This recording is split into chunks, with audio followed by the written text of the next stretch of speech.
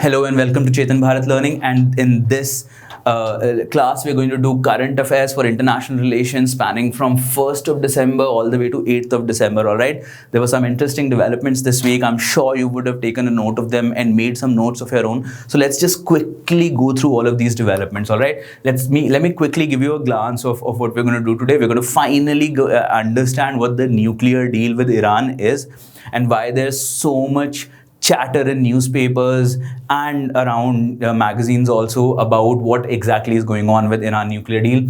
Then there is a larger assessment that's going on, right? You would have noticed, right? A lot of news channels are also discussing as to what exactly is the state of our relationship with in our neighborhood, right? So we're going to form an answer and form an opinion of what exactly is going on, all right?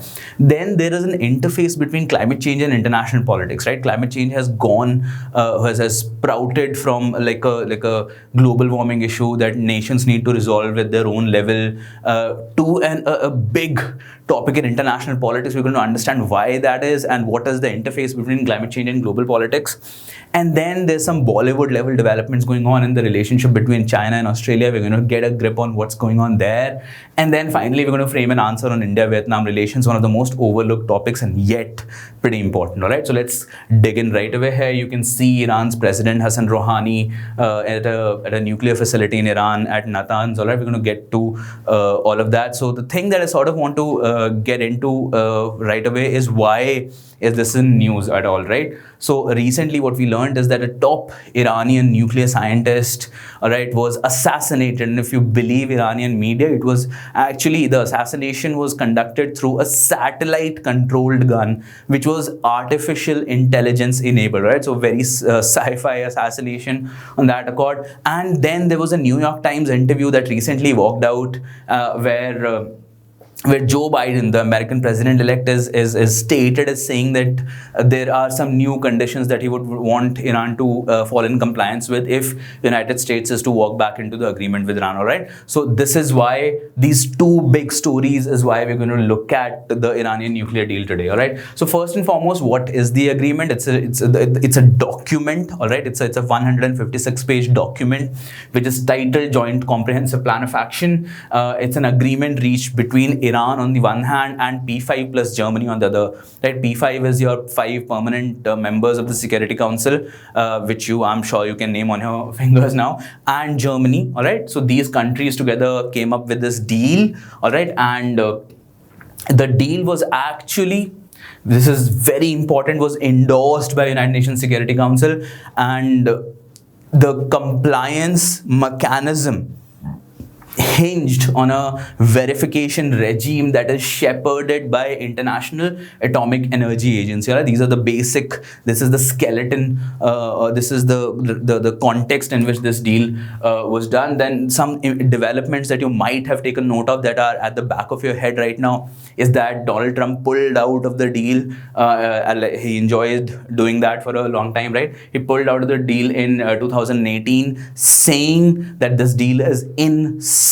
We're going to understand why he said so. All right. Since then, Tehran, you must have heard, Iran is also breaking some parts of the deal, right? And despite Iran breaking some parts of the deal, Europe, China, and Russia have held to the deal in a very steadfast manner. All right. This is the clutter that you must have sort of heard of, like understood that this is happening. All right. Now let's get to the basics. All right. What is the deal, right? What is the Iran nuclear deal? It's a 156-page document, all right? There are 5 pillars to this deal, all right? So what are the 5 pillars? The first and foremost is that Iran shall not have a nuclear stockpile, a uranium stockpile of more than 300 kgs, which is a very minimal amount, all right? That really is quite something if you say that a nation cannot have more than 300 kgs of uranium, all right?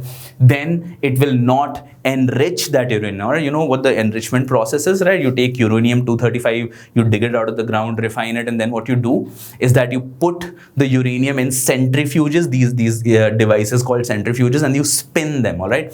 And through successive spin spinning processes, what happens is that the uranium keeps getting enriched, and as the uranium keeps getting enriched, the uses that you can put that uranium to also keep getting increased. All right. So currently under the deal, Iran cannot enrich its uranium beyond 3.67%. Right. Now that's a very low level of enrichment. However, that's sufficient for a country to peacefully generate electricity through nuclear means. All right. So to put that into perspective, the research grade uranium which nuclear scientists use is 20% enriched, and weapons grade uranium is actually 90% enriched. All right. So that must give you an idea of what is the requirement, what the stringent nature of the commitments that Iran was put to under this deal. All right. Now, the centrifuges, right? The centrifuges that I talked about, those devices that are used to spin uranium, Iran was under this deal forced to bring down its current level at that time 20,000 to 5,000. All right. And both three of these requirements were sort of put together, was sewn together by routine surprise shock inspections by IAEA. And in fact, some of the commentators, when they say they talk about this deal, when they used to talk about this deal in 2015, they constantly used to refer to the inspection regime. They said the inspection regime of the Iran deal is so strict that dare Iran cheat, we don't think it can possibly ever cheat on this deal. All right. And it was what did Iran get out of this deal, right? What did Iran get out of this deal? They were basically given relief from crippling sanctions under the deal, right? So what they said was, the international community said to Iran was that now you can conduct business with other countries normally, right? And if you do not breach any of these four requirements, right? So do you understand the deal now, right? This is a skeleton in its skeleton form. This is the deal, right? Now let's get a geopolitical perspective to this deal. All right. Iran was actually one of the first countries to sign on to the NPT, the Nuclear Proliferation Treaty, right? The bedrock of the international nuclear governance, right? And what was the deal with NPT, right? So when a country signs on to NPT, it says we give up our right to make nuclear weapons, and in return we will receive safe nuclear technology and fuel to generate electricity, to generate energy, and for scientific purposes. All right. So this was the idea behind NPT, and Iran was one of the first countries to latch on to that idea. And yet, all right, what happened was in 1980s, Iran-Iraq war was a big deal, right? So Iran sort of had this securitization mentality, right? It started thinking of its own political survival as an important thing, right? And then what people realized is that from 2000 all the way to 2004, suddenly Iran started breaching the limitations under NPT. It started enriching its uranium to a point where it could be turned into a weapons grade fuel, right? And those breaches sort of prompted the international community to have a sharp focus on Iran's nuclear proliferation program, right? And Israel sort of led that bunch, right? Israel said, look at Iran, they are going to have a bomb. They will make a bomb, and we cannot allow Iran to make a bomb. All right. This comes from the geopolitical perspective in which Iran lives. All right. So Iran is a Shia country, and Iran has right across the Persian Gulf the behemoth of Sunnihood in the West Asia is Saudi Arabia, right? The geopolitical competitor, right? The clash between Iran and Saudi Arabia shows up in Yemen, shows up in Syria, shows up in Lebanon, right? And then Iran has Israel as its primary competitor in the same region, right? So Iran and Israel clash in Lebanon a lot, right? And sometimes in Iranian territory also, right? A lot of the missiles that go into Israel says are actually financed by Iran, all right? So in this geopolitical landscape, all right, what happened was in 2004, we suddenly figured that Iran now has the necessary technology that takes it very close to being able to build a bomb, right?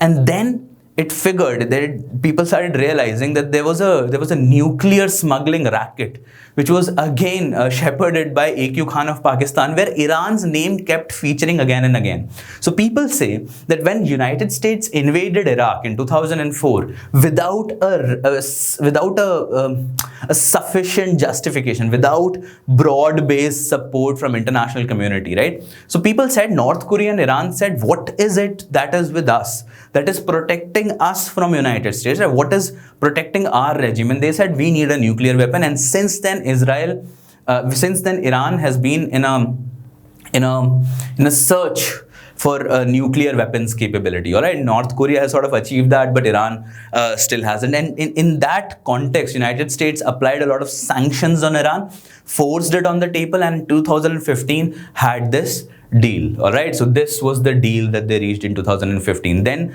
Donald Trump walked out of that deal in 2018. Now, what did Donald Trump say? Why did he walk out of the Iran nuclear deal? There were three reasons, two of them sort of political.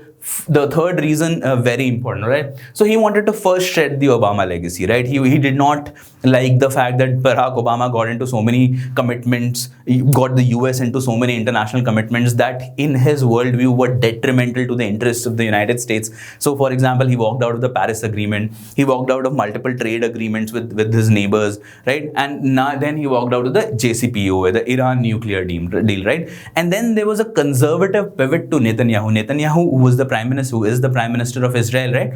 Bibi Netanyahu. So Donald Trump started pivoting to him because Israel and Iran have this geopolitical rivalry. So Barack Obama was more focused on Iran and he sort of kept Israel on the side, right? Donald Trump openly sided with Israel and sort of isolated Iran from international relations, all right?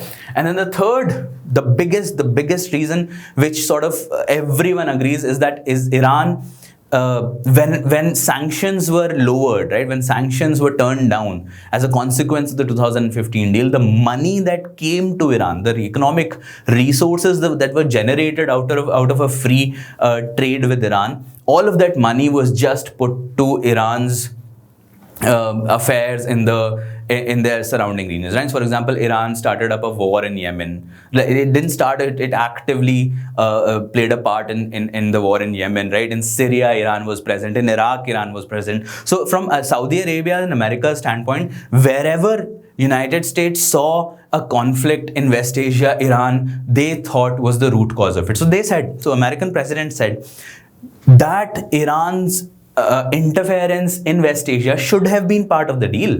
You should have told Iran that we are going to give you relief from international sanctions only and only if you tell us that you are not going to interfere in a very blatant, brazen manner in the affairs of West Asia, right? So that was the primary reason, and this reason is going to become important later also, right? So now Donald Trump has pulled out of the deal, right? Now he is going out of power and Joe Biden is coming in. So the primary question, the million-dollar question in international relations right now is, what does Joe think of the deal, all right? And everyone was waiting for his New York Times interview because there were glimpses that we are going to understand what does Joe Biden think of the deal. Is he going to just walk back into the deal or is he going to set new conditions on the deal? And that's what we just became aware of, all right? Now, the language is important, all right? That's where that's why I preferred slides with text so that I can point you to the important part of the language, right? He said he will rejoin the nuclear deal and lift sanctions if Tehran, which is again a metonym for Iran's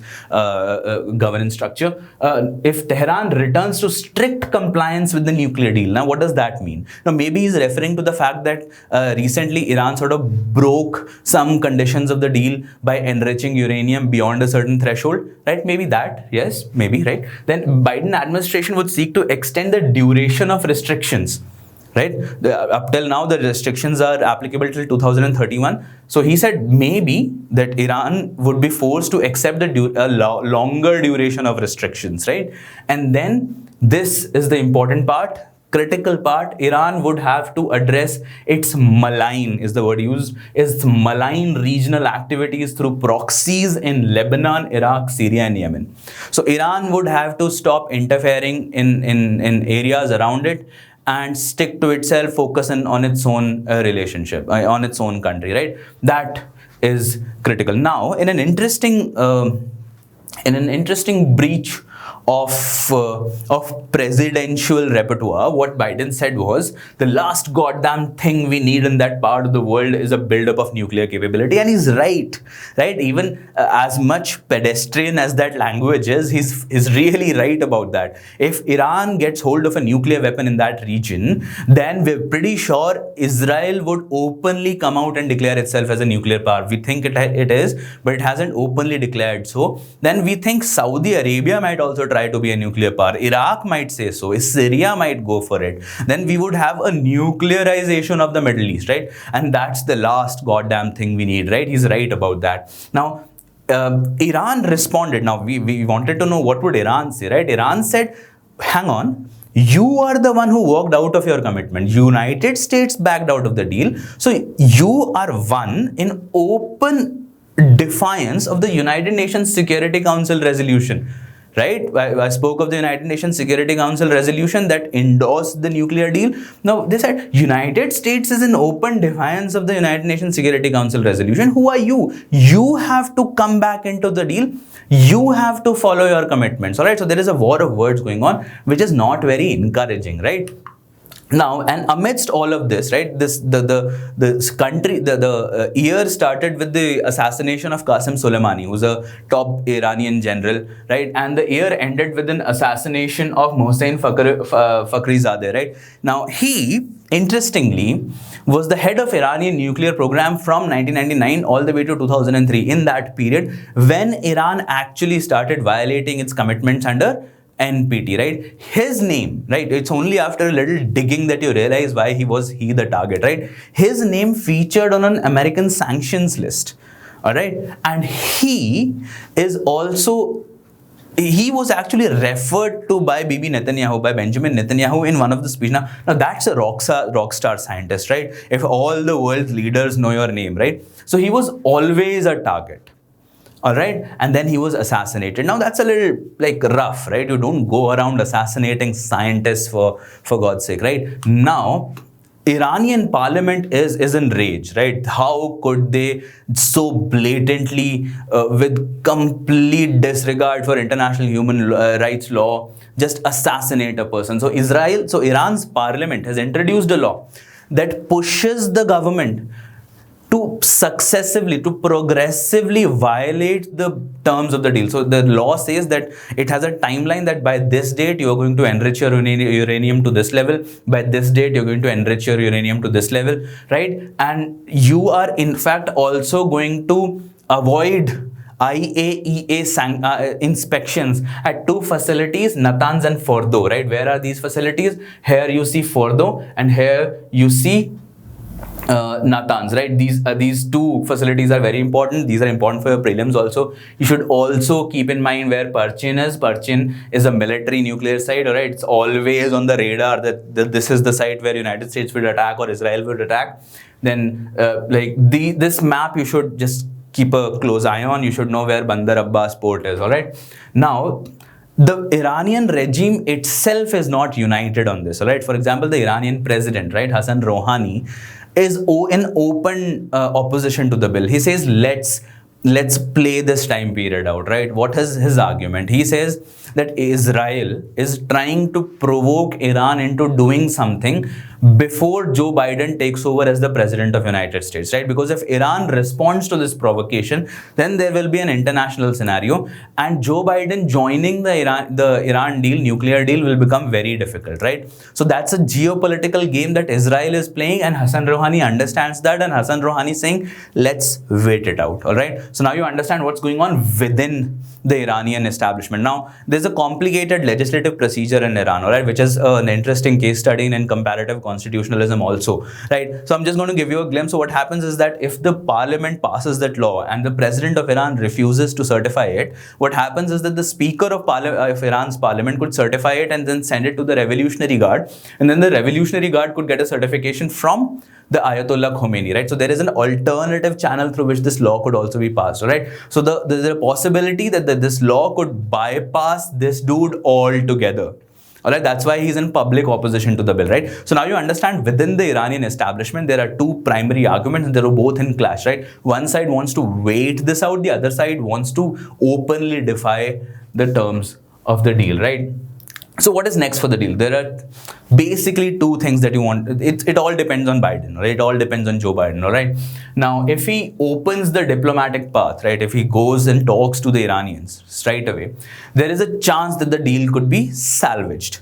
If he seeks more concessions from Iran, if he says Iran will have to do more before we can enter the deal, as he alluded to in the New York Times interview, which was like quite surprising, like I did not expect that to happen, all right? Now, if he did that, because he essentially agreed to what Donald Trump was saying all along, right? So that Iran's interference in its neighborhood is the chief concern, that should be a part of the deal. And Joe Biden agreed there, right? So if he does that, then the deal would be a difficult one, right? And so you could also sort of speculate as to what's going to happen. It's an interesting speculation experiment, all right?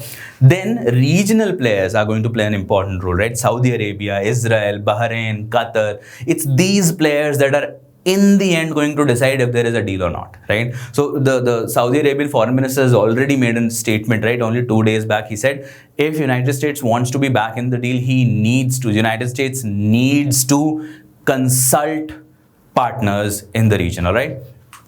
So this 2018 UPSC asked, when Donald Trump had just pulled out the deal, UPSC mains question, 15 mark, right? That's the critical bit. It's a 15 mark question. And they asked, in what ways could the ongoing US-Iran nuclear pact controversy affect the national interest of India? How should India respond to the situation?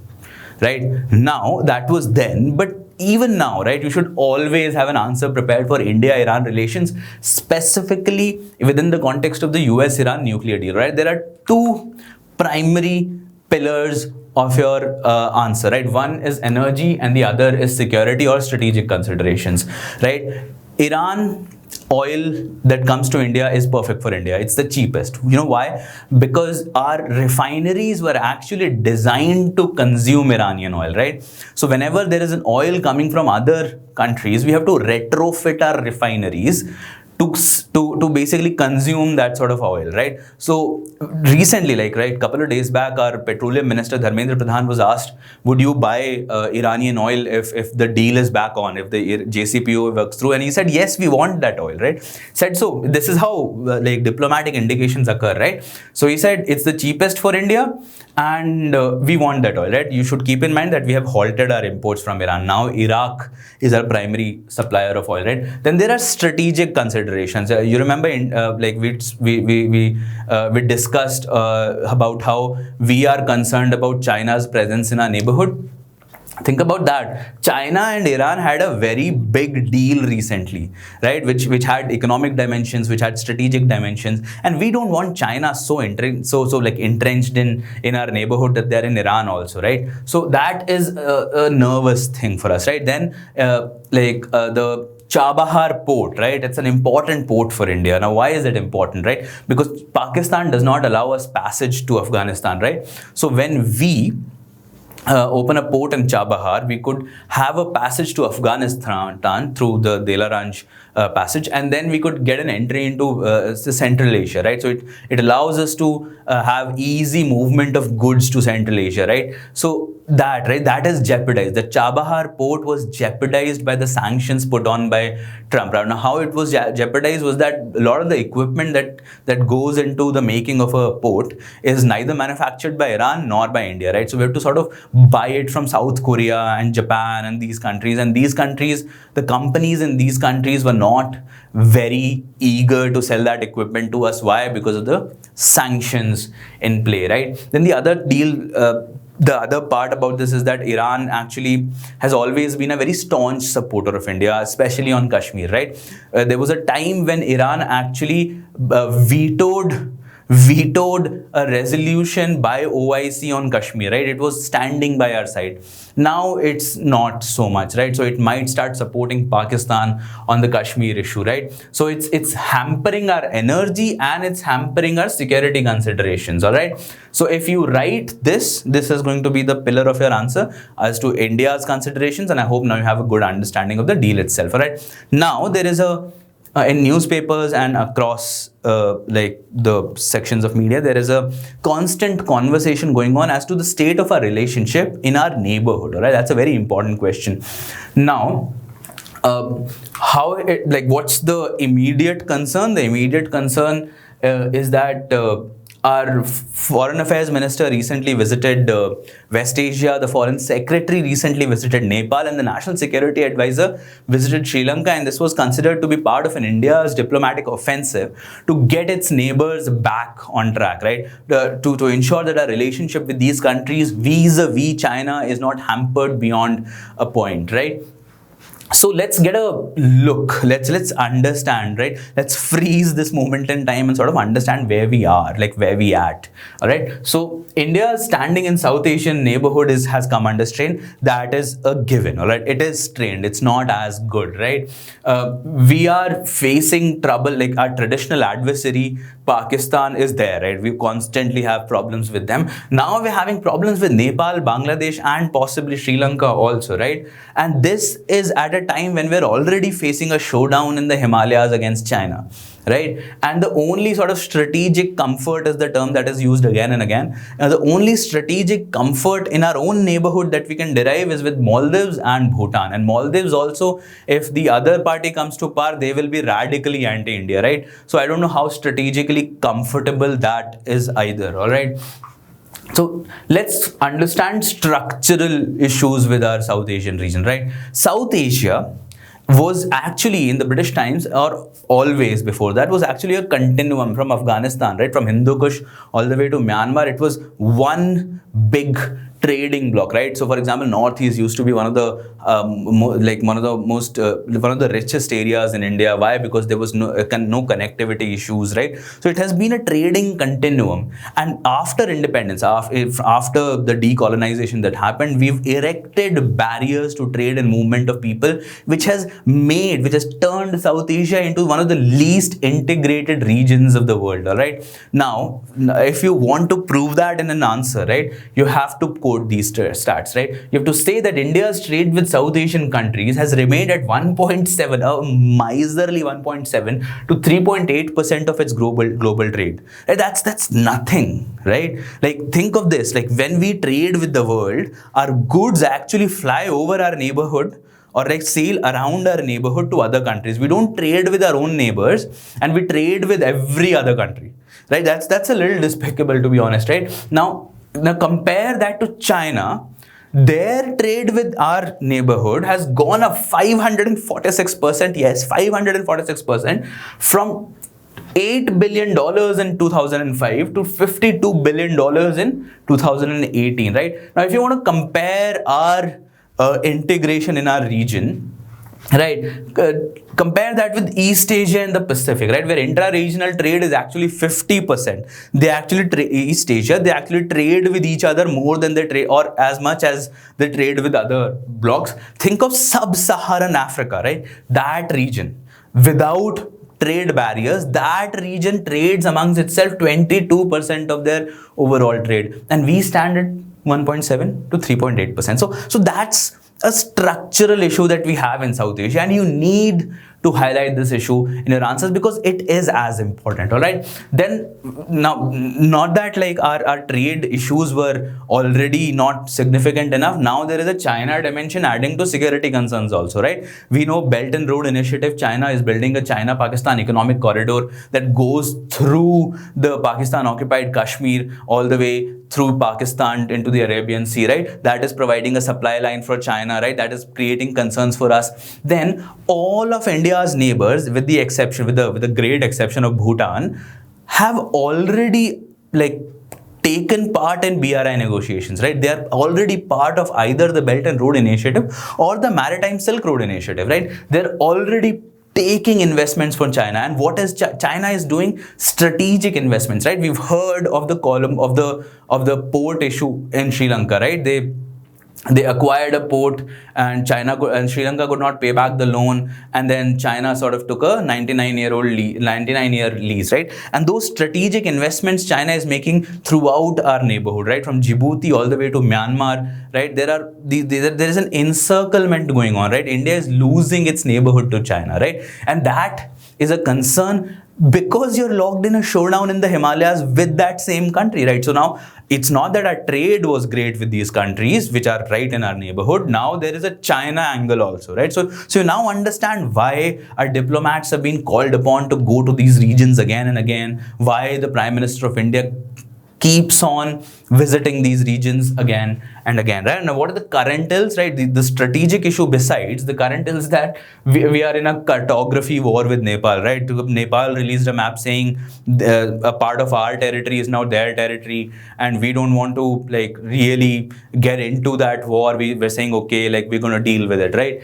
Then our Citizenship Amendment Act created some eyebrows in, raised some eyebrows in Bangladesh. So the Bangladeshi foreign minister actually cancelled a last minute, had a last minute cancellation, which was embarrassing for us. So we've also strained our relationship with Bangladesh, and our foreign minister had to go and sort of calm things down. And within the same accord, like what happened a couple of days back was something very shocking to me, at least, that the envoy, the special envoy, Pakistan's envoy to Bangladesh, was actually invited by Sheikh Hasina to dinner, which was very surprising. All right. So, and then the Rajapaksa, right, the current regime in Sri Lanka has always been anti-India, right? So they were re-elected recently. Interestingly, every time a Sri Lankan new person comes to power in Sri Lanka, their first visit is to Delhi, and the Sri Lankan media reports it as a puja to Delhi, right? Like they're doing their puja by paying a visit to Delhi. This time, actually, our foreign minister went to Sri Lanka, which sort of struck a neutral chord, right? So now Sri Lanka is saying that we're going to balance our relationship with India and China. So there are more cooperative tone that we're hearing from the Rajapaksas now, and we hope that continues. However, right, Sri Lanka, so we had this East Container Terminal and a couple of other road projects in conjunction with Japan that we were supposed to operate in Sri Lanka, right? India, Japan and Sri Lanka were supposed to create some infrastructure for them, and Sri Lankan regime are sort of keeping us on hold, right? We don't know if that deal is done for or what's happening with that, right? And then while the National Security Advisor was recently there, he met the person representing the Sri Lankan Tamils, so that made a big story in Sri Lanka, right? So we don't quite know where we are with Sri Lanka, right? So you could see that there is a concern, right? There is a concern. And our strategic comfort with Maldives might also be short-lived, right? So what all right, so whenever there was a question on South Asia, there were some standard conclusion points that all of us write, right? Like that we should do certain things, we should not do certain things. The result of this new conversation in the newspapers is that some new points, some new ideas have come to light, right? And these ideas could be used in enriching your answer that you write on this topic, right? So the first and foremost is that we keep saying that our region is not as integrated as the other regions, but these commentators are sort of asking us to understand the complexity of the region. They're telling us that the region is more complicated than you think, right? So look at the population of Bangladesh, look at the population of Pakistan, even Sri Lanka is quite populated, right? And look at the regional, ethnic, cultural, linguistic differences in this region, right? India has multiple sub-regions that are very alien to other parts, right? So it's a fairly complicated and fairly populated region, and you should not judge the integration of this region with standards such as ASEAN or Europe, all right? It's going to have its own problems, right? With such a complicated region, you're never going to have great breakthroughs or great setbacks. All right. And then the most important thing that you should highlight also in your answer is that our engagement with our neighborhood should not be episodic, right? Should not be event oriented. It should be process oriented, right? So what does this mean in real practice, right? So what it means is that whenever our Prime Minister is visiting Nepal, that's not the only time when our diplomats get together and think of new things, right? It should be like a regular thing, right?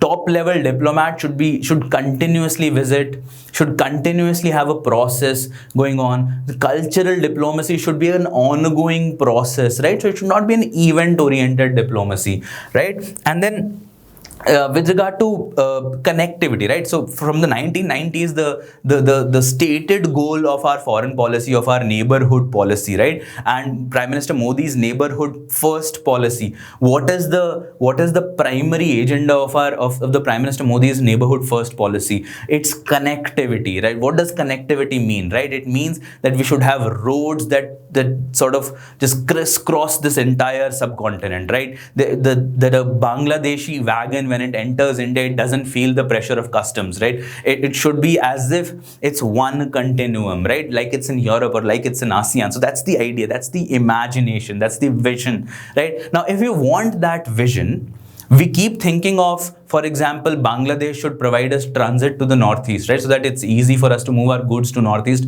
What we forget is that for these countries around us, we are the biggest transit, right? We are this massive country in the middle, which is blocking their trade from one country to the other. Now, what we could do as a great gesture is give national treatment to goods and passengers moving across our transportation infrastructure, their railways or their buses or their passengers. We could sort of treat them as national also, right? That would go a long way, right? So this is the I think you should incorporate these new points if you're planning to write an answer or if you come across an answer. All right, now let's sort of, all right, you must have heard of climate change and you must have read about it, or like a lot of sub issues within climate change in your environment lecture, right? So now is the time that you sort of read about this in international politics perspective. Now, why are they so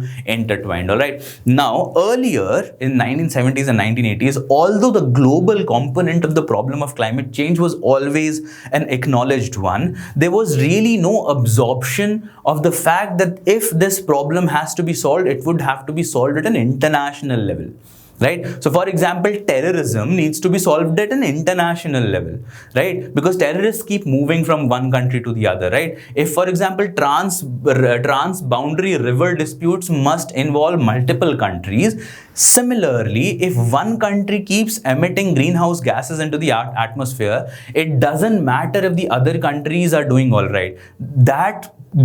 Those greenhouse gases are going to go into the atmosphere and create problems for every country.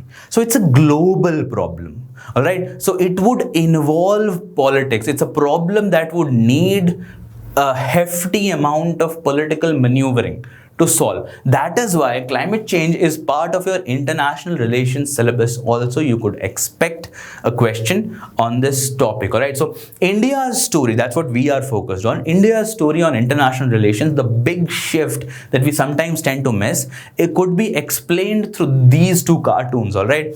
This was a New York Times cartoon in 2015. Where when the Paris summit was happening in 2015, it sort of showcased India as an elephant, which is sitting on the tracks and blocking the Paris climate train. All right. So what's this trying to show? It's trying to show that India was playing hardball, right? India was saying, so what was India's argument? In fact, at that time, very interesting things kept happening, right? Let's forego them for now. So what are they trying to say? That India was trying to say that we have development needs, right? We have a huge population which is poor, and we will have to emit more and more to bring them out of poverty, and we are not going to accept any restrictions on what we can and cannot emit from the world, from the developed world, which in the first place is responsible for this mess, right? A major chunk of greenhouse gases, a major chunk of the rise in temperatures actually comes from these developed countries, right? So we said we are going to have common but differentiated responsibilities, the principle of CBDR. These countries said, okay, let's have nationally determined contributions. All right, let's name that as such. So you decide what you're going to do and you do it. So that's why we have nationally determined contributions under the Paris Agreement, right? And think of the image that India had then, right? And in 2015 and in 2016, I think one of the primary achievements of this administration has been that we have wholeheartedly accepted the fact that climate change is a problem that we need to solve, and we cannot get into a clash with the outside world. We have to solve this problem in tandem with these countries, right? That's a big geopolitical, it's a good strategic mindset shift, right, that we've acquired under this regime, right? And then while we were on that path, Donald Trump took a huge pile of dump on the Paris Climate Accord, right? So that is how Satish Acharya, the cartoonist, sort of replied to that cartoon, right? So that's the story of, like, it's a story of India's and America's journey of climate change actions, right? So why is this important? You could see the build up, right? I want to put the build-up on display, right? So in September of this year, Xi Jinping, while he was addressing the United Nations General Assembly, like out of the blue, right? It wasn't expected. He said, by 2060, we're going to be carbon neutral. Carbon neutral, we're not going to emit any carbon, or whatever we're going to emit, we're going to sort of negate that through carbon sequestration, right? So we're going to be carbon neutral by 2060, right? And then, oh boy, then Japan within few weeks said, we are going to do that by the third largest economy. We are going to do that by 2050, 10 years earlier than Japan. Right? And then Joe Biden appointed John Kerry, one of the most renowned international political personalities. He appointed John Kerry as the special climate envoy.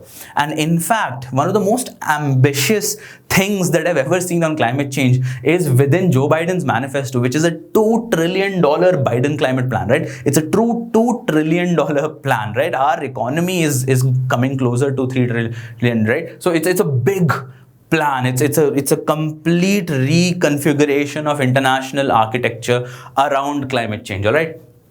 Now, EU and UK had already made these commitments. By the way, they also intend to achieve carbon neutrality by 2050. Now, doesn't that sort of put us under the lens a little, right? It sort of seeks to pressure India into also doing something like this, right?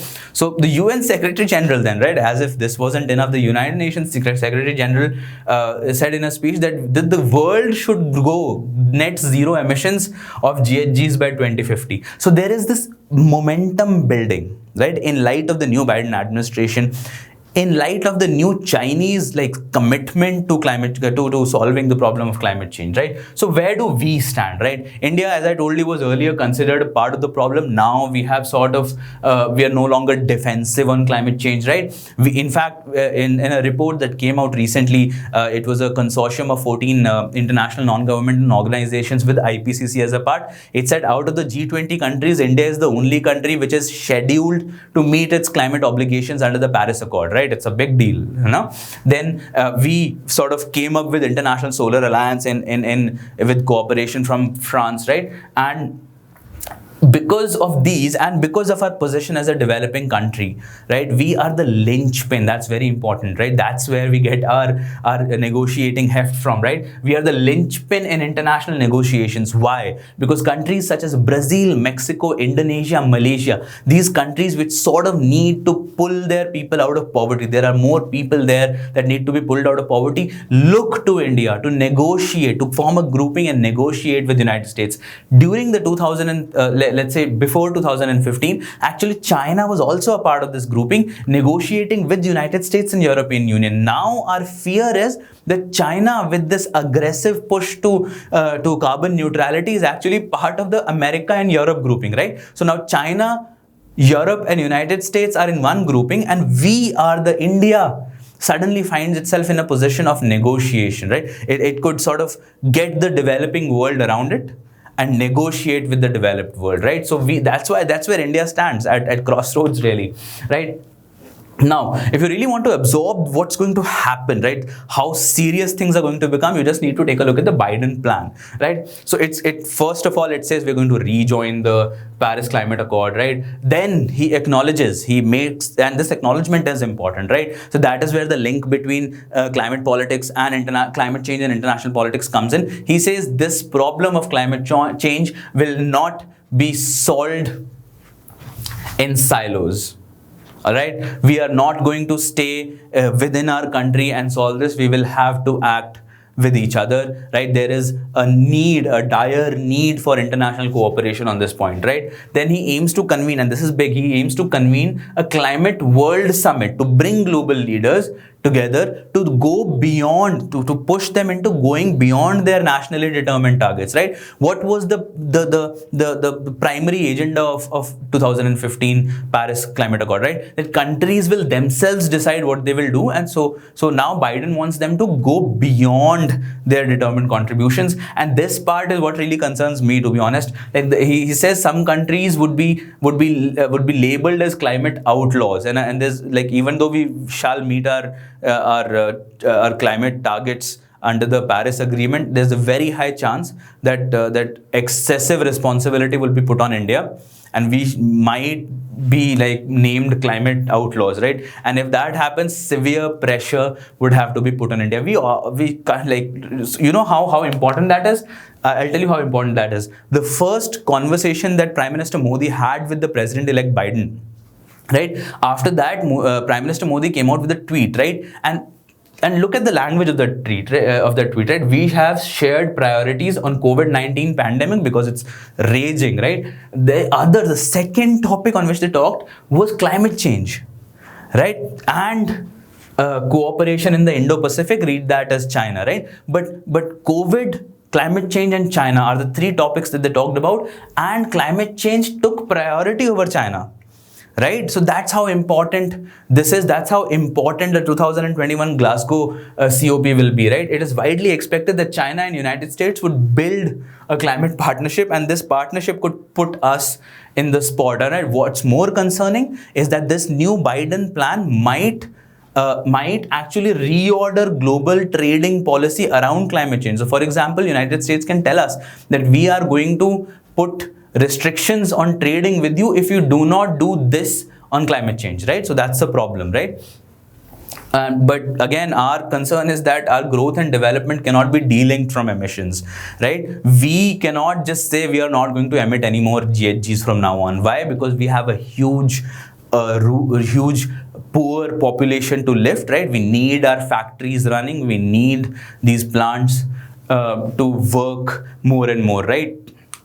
So this is more towards the climate change part. What we need to do is sort of expand clean energy programs. We need to channel investment into ensuring that these factories have the necessary retrofittings to ensure that they emit cleaner pollution, as clean as it can be, right? We need to develop new areas of cooperation. Now, what does this mean, right? So after every visit, for example, the conversation that Prime Minister had with leaders of Central Asia, you must have noticed the things that he mentioned, right? It goes on from cooperation on Buddhist monuments. So what they do is that they create these special working groups. For example, they created a special working group for traditional medicine in these areas. They created a special working group for Buddhist heritage, preserving Buddhist heritage, right? For startups. Now, what this means is that every time our country has an important engagement with a foreign country, climate change should be up on the agenda, right? So then we should strengthen global partnerships. We should ramp up climate finance. Now, what that means is that we should coordinate with developed countries and ensure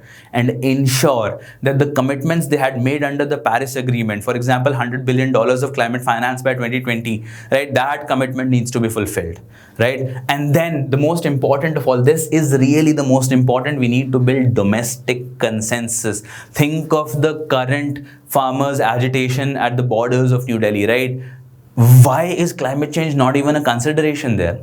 Because there is no domestic issue around climate change, right? It mostly turns up as pollution, right? So the narrative has been, we need clean air and clean water, and we need clean rivers, right? But it's not looked at from the perspective of climate change, right? So we need to build domestic consensus, and we need sub-national climate action, right? The country needs to do much better than what it's doing now, and then it will be able to tell the world that we are doing good enough, right? We don't need much stranger commitments. Now, you need to refer to the notes if you want to really delve deeper into these points. I've mentioned the necessary points in the notes. Please refer to them. All right. Then these are the same takeaways that I just spoke about, right? We need to build partnerships. We need to build domestic consensus on the need to. So why is this domestic consensus important, right? It's important because if we suddenly decide that we're going to shift from coal or shift from fossil fuels to cleaner technology, there is going to be a cost associated with it, right? Because it's not cheap. Now, where is that cost going to be distributed? Is it going to be pushed towards the poorest of the lot? And if that is going to happen, then that's a political issue, right? So we need to have some conversations within our own country and sort of deal with that properly, right? And we need to push for cooperation on multilateral platforms. That's a staple argument, all right? So I'm sure now you understand this connection between climate change and international politics, and you will be able to write a good answer on this, all right? Then I think the most Bollywood of stories that I've come across in a long while is the relationship that is China and Australia, right? This dude here is the official spokesperson of the Chinese Foreign Ministry. He tweeted this, right? So what did he tweet? He tweeted an Australian soldier putting a knife to an Afghan child who the child himself is holding a sheep, right? So obviously it's a doctored image. And the Australian Prime Minister, Scott Morrison, replied to this as being repugnant. What is China doing, right? So what's the immediate cause? What really happened there? What's it about? The immediate cause is actually what happened recently, right? So there was an investigation by the Australian Defence Force which found that 25 Australian soldiers were involved in killing, like murdering, right? Murdering many Afghan civilians, and that senior officers of the Australian Defence Force were actually encouraging younger officers to go out and do it, right? Go out and murder, right? So it was in the context of that investigation and its findings that the Chinese diplomat posted this picture of an Australian soldier killing a child, gory, right? So that's pretty much like, that's why the Australian Prime Minister Scott Morrison said it's repugnant, right? But besides this domestic issue, the story is a little older.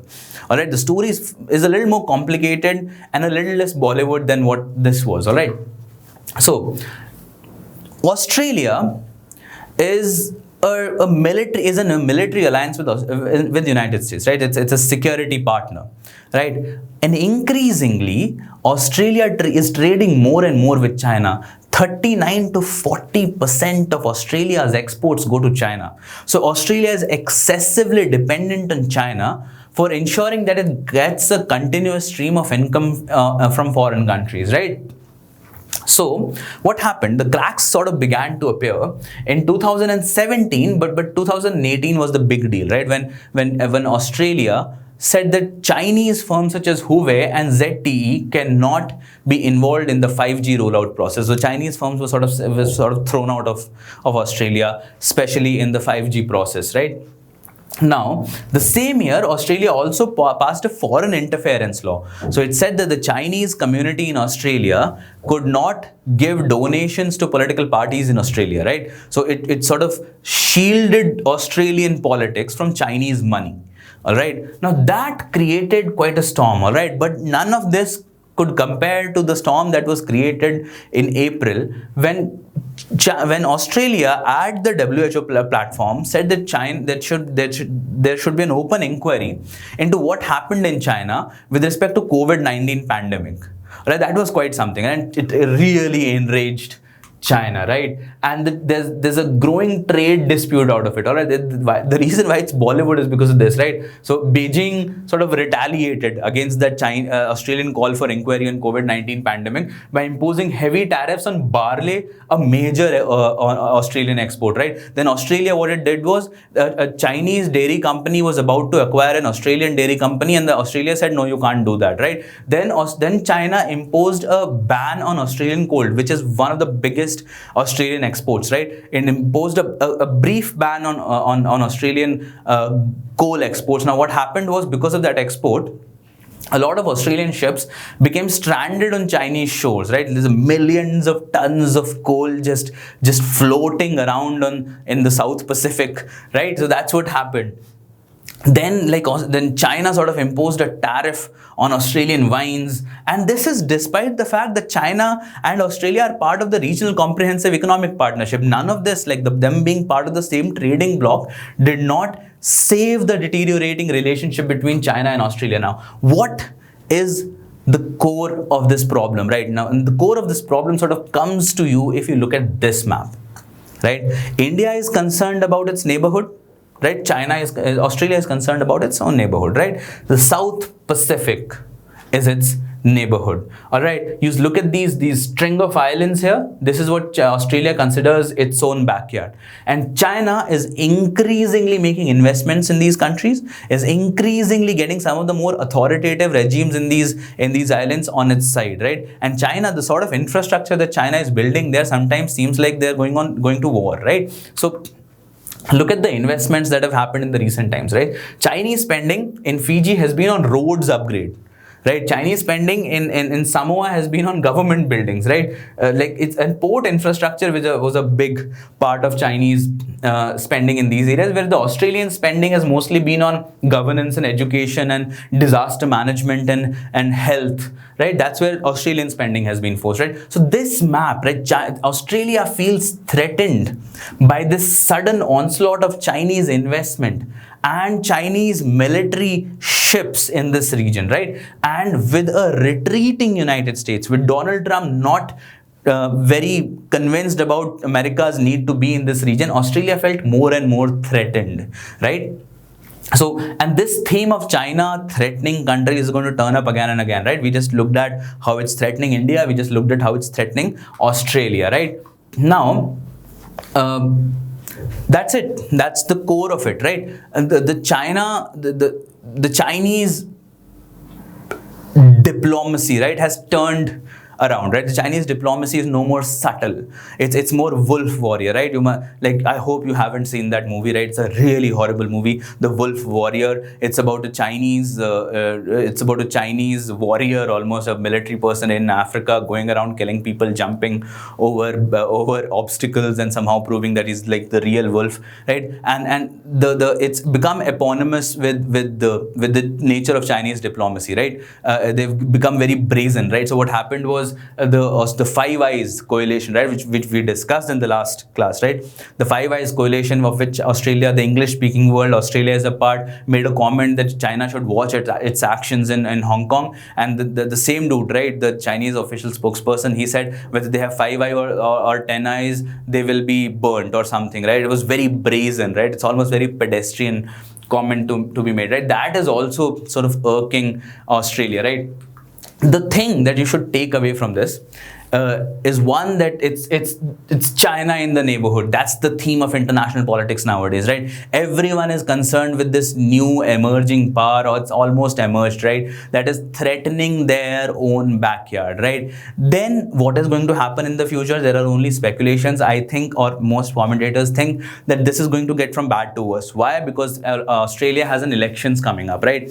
The Labour Party and the Conservatives are going to have a go at each other as to who is more stronger, who is tougher on China, right? And to think of Australian polity, in fact, if you talk to Australians, they will say that they're more than happy that this happened. Why? Because it has woken up Australia from its slumber, right? Because in the last 10 years, they've had more than 3 to 4 prime ministers, right? They have had Tony Abbott, they've had Julia Gillard, and now they have Scott Morrison, right? This just continuing stream of prime ministers for 2 years, 3 years, 4 years, right? China is in the neighborhood is the biggest concern. Now let's get back to let's sort of think about what is the takeaway, right? So the first and the foremost thing is that China is in the neighborhood, right? That's the continuing theme of international relations, all right? And then Australia is wary of the interdependence that it has acquired with China, right? If there is a small flashpoint, a conflict flashpoint, Australia would not want to be in a situation where 40% of its exports go to China, right? Neither would China want to be dependent on Australian coal imports so much, all right? So let's move on to the next topic, which is India-Vietnam relations. Now, an opportunity must present us with discussing these relations because it's very, very important, all right? India-China relations actually have been one of the strongest for a very long time and have not been in that much limelight, right? If you open the Ministry of External Affairs website and start looking at India-China, India-Vietnam relations, you will actually find a lot of material, right? Because the Ministry of External Affairs knows of the importance of India-Vietnam relations, right?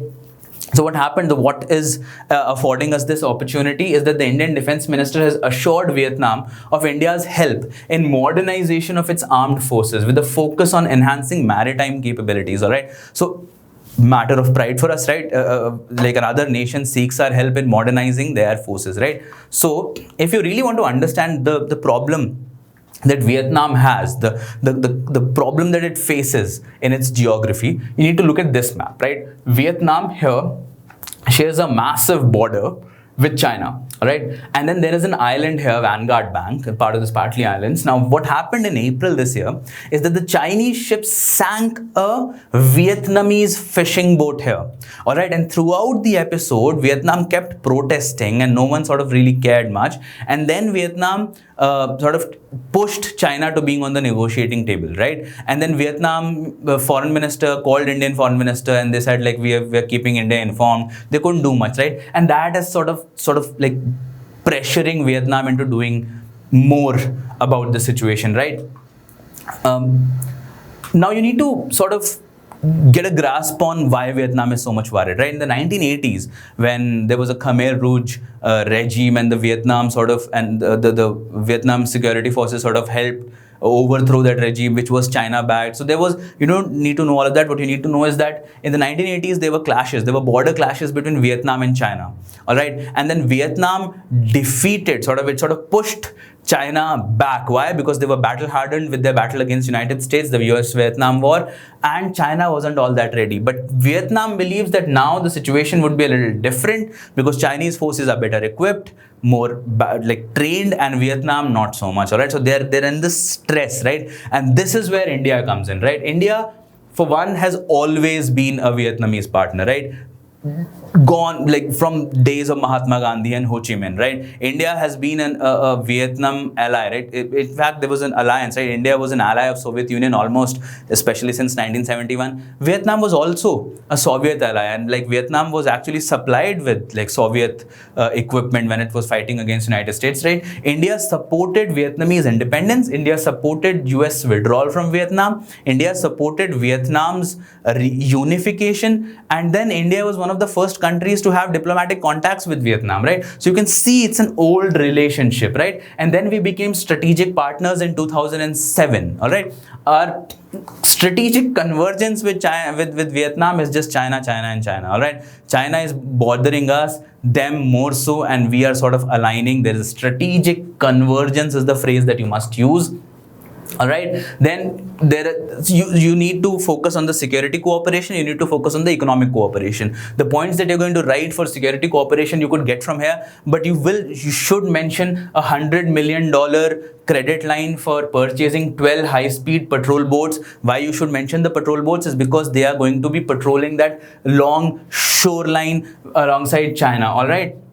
L&T, Larsen and Toubro is manufacturing these boats, right? There is another $500 million credit line to Vietnam for purchasing more defense equipment from India. We are in the process of discussing because it's not firm yet, right? We're not actually discussing. We're in the process of discussing acquisition of BrahMos and Akash missiles and Dhruv helicopters, right? And then you know of the joint naval exercises, Milan. If there's a question, if you write all of this for security cooperation, you're more or less sorted.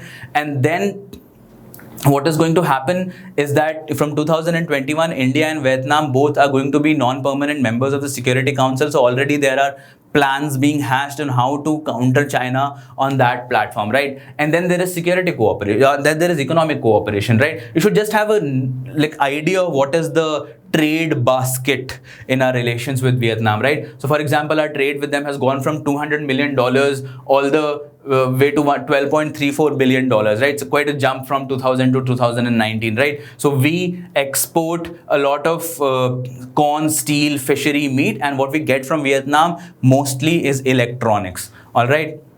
And then India has around $2 billion worth of investment in Vietnam. But the conclusion is going to be the critical part here. You are going to mention the strategic convergence with Vietnam over China's brazen behavior. That is the most important part. However, what you could add, and which is going to be a cherry on your cake, is that even though our strategic convergence with respect to China is a big deal, we should not look at Vietnam from the perspective of China only. All right, that's what you're going to write. There is scope for improvement of our relationships with Vietnam, irrespective of there being a Chinese threat. All right, so we should continue with high-level visits. There are only 5,000 Indians in Vietnam, so there is very little cultural contact. We should really promote that. We actually opened a cultural center in Vietnam in 2016, and we should promote that. All right, now that is all for today. I really hope you're reading your newspapers properly. I really do. Keep a track of what happens, all right? Keep a track especially of the Iran nuclear deal, all right? The UPSC has asked this question. Very likely it might ask it again. And put your questions in the comments, all right? And thank you so much for paying attention. Bye-bye.